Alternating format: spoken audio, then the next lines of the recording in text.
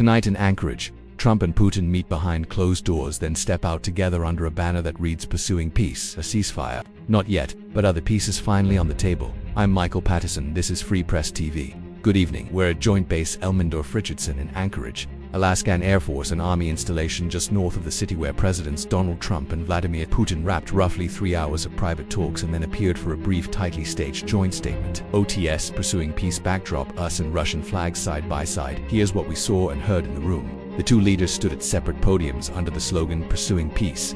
President Trump called the meeting extremely productive, but added the caveat his words, "There's no deal until there's a deal." We didn't get there.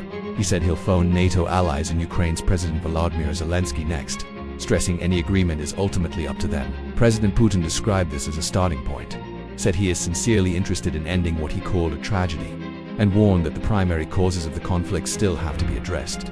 Putin also opened with a line about the US and Russia being close neighbors, a reference to the Diomede Islands in the Bering Strait, where the two countries are indeed only about 3.8 kilometers apart at their closest point. Notable faces in the hall: Russia's Foreign Minister Sergei Lavrov and advisor Yuri Abchakov. On the US side, Secretary of State Marco Rubio took a front row seat. Rubio was sworn in as America's 72nd Secretary of State in January.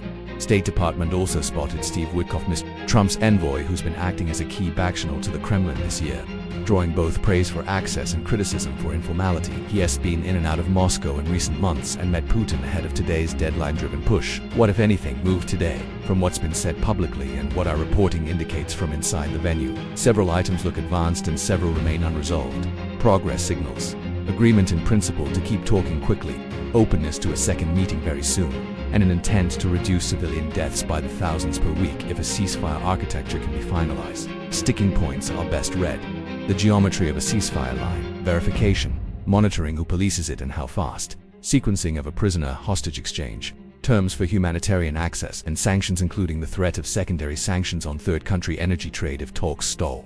Remember Kyiv's red line: nothing about Ukraine without Ukraine. Zelensky's 10-point peace formula covering nuclear safety, food security, prisoner releases, territorial integrity, and full withdrawal remains the benchmark for Ukraine and most European capitals.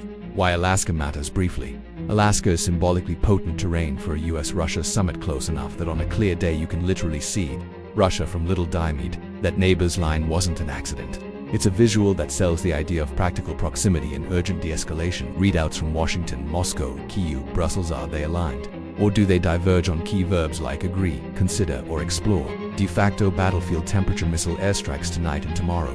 Ceasefire talks usually produce observable lulls if they're real. Calls with Zelensky and European leaders: does a trilateral format get scheduled, and how fast? Humanitarian and POW mechanics exchange lists, ICRC coordination, and safe passage corridors. Sanctions, posture: does Washington telegraph additional measures or hold fire to keep leverage at the table? Analysis: why there's no deal yet. Both leaders signaled momentum without substance. That often means they nailed down baskets, but not the hardest trade-offs. The most likely single blocker: territorial status and security guarantees. Any ceasefire that freezes lines without Kyiv's consent is a non-starter for Ukraine and Europe.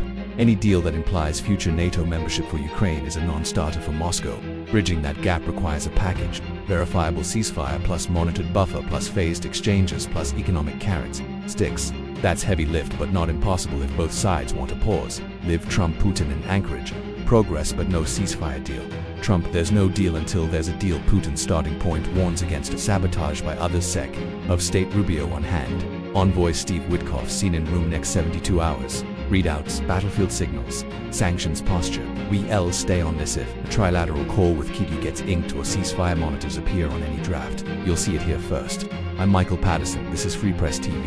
If you value independent coverage, tap subscribe, drop a like, and tell us in the comments what you want answered next.